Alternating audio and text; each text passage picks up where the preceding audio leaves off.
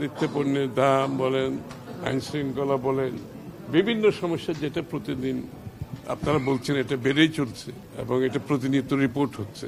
এটা তো আমি সত্যি কথা বলতে কি ব্যক্তিগতভাবে এরকম একটি অনির্বাচিত সরকারের পক্ষে এটা ট্যাকেল করা খুবই ডিফিকাল্ট।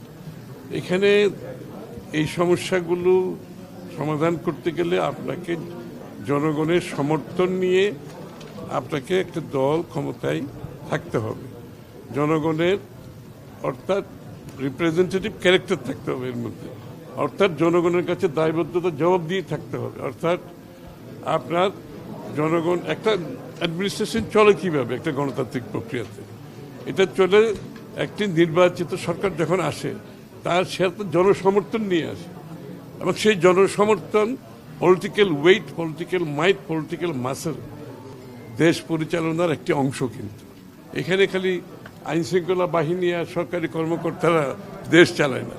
দেশ পরিচালনার পেছনে মূল শক্তি হচ্ছে জনসমর্থন পুষ্ট একটি সরকার যখন ক্ষমতায় থাকে।